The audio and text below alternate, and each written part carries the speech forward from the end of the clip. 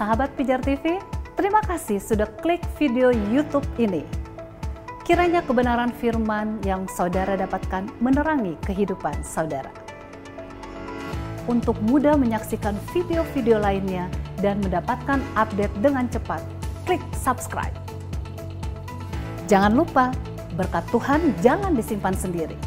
Klik tombol share di bawah dan bagikan video ini ke sebanyak-banyaknya orang yang saudara kenal. Salam terang bagi Indonesia.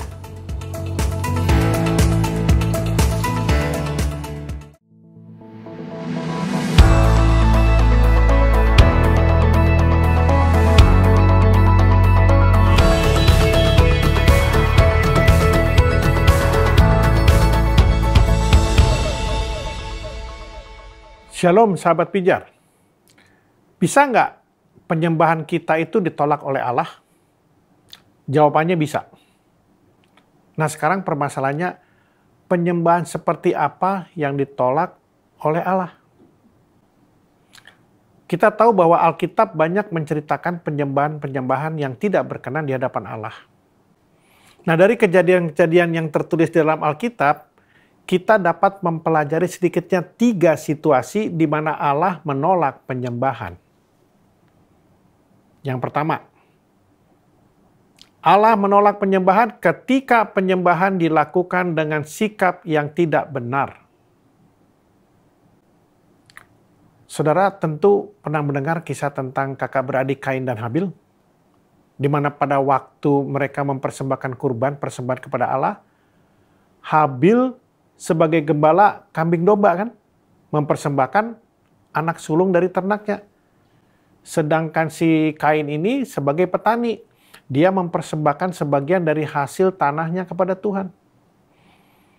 Namun kita tahu bahwa Allah tidak mengindahkan kurban persembahan Kain, sedangkan kurban persembahan Habil diterimanya. Pertanyaannya, kenapa persembahan Kain tidak diterima Allah?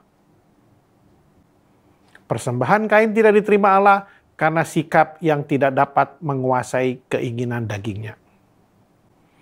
Sehingga ia banyak melakukan dosa di hadapan Allah. Nah, dosa-dosa yang dilakukan Kain membuat sikap hati Kain tidak berkenan di hadapan Allah.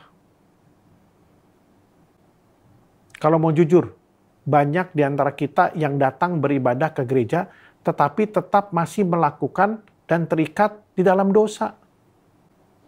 Penyembahan seperti ini jelas-jelas ditolak oleh Allah. Ingat, dari hati kita yang bersih akan berdampak pada sikap kita dalam menyembah. Nah yang kedua, penyembahan yang ditolak oleh Allah. Yaitu karena cara kita menyembah yang tidak berkenan di hadapan Allah. Loh, cara yang seperti apa?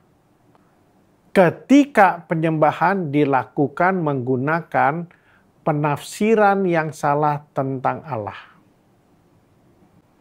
Ingat di dalam kitab Keluaran, Allah sendiri mengatur cara penyembahan yang benar kepada bangsa Israel pada waktu itu.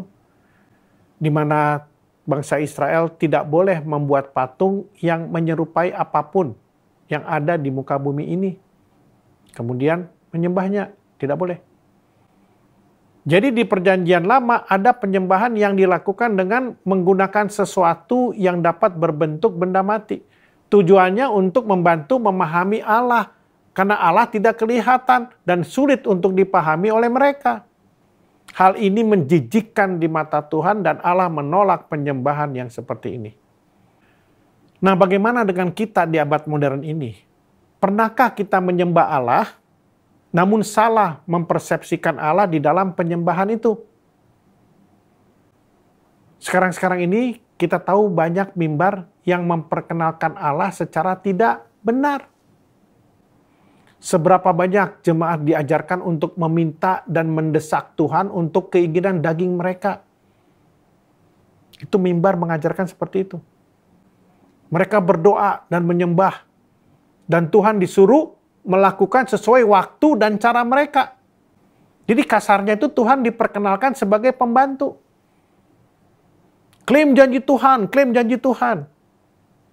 Itu yang diajarkan di atas mimbar. Jadi persepsi jemaat terhadap Allah itu tidak sesuai dengan Alkitab. Salah mempersepsikan Allah ketika mereka menyembah.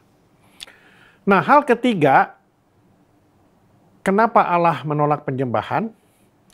Karena banyak penyembahan yang mengganti perintah Allah dengan tradisi manusia. Coba kita lihat di dalam Matius 15, Tuhan Yesus marah kepada orang-orang Farisi dan ahli-ahli Taurat, di mana mereka telah menggantikan firman Allah demi adat istiadat mereka. Sampai-sampai Tuhan Yesus mengatakan kepada mereka, kalau mereka itu orang-orang munafik. Tuhan Yesus mengatakan bahwa mereka itu memuliakan Allah dengan bibirnya, padahal hatinya jauh dari Allah.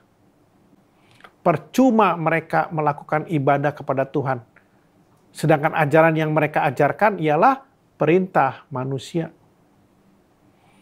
Nah, di zaman ini pun masih ada beberapa suku, baik di Indonesia maupun di benua lainnya, yang masih melakukan penyembahan dengan menggunakan tradisi manusia. Bahkan beberapa suku melakukan pencampuran antara penyembahan kepada Allah dan tradisi atau adat istiadat mereka. Jadi jangan heran kalau masih aja ada orang-orang Kristen ya rajin ke gereja, tapi pergi juga ke kuburan untuk apa? Berdoa.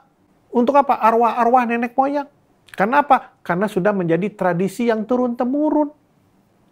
Jadi harus kita akui kalau masih banyak orang percaya yang kompromi dengan adat istiadat yang sebenarnya ditolak oleh Allah. Saudara terkasih, kita adalah terang bagi Indonesia. Oleh karenanya, jaga terangmu. Tuhan Yesus memberkati.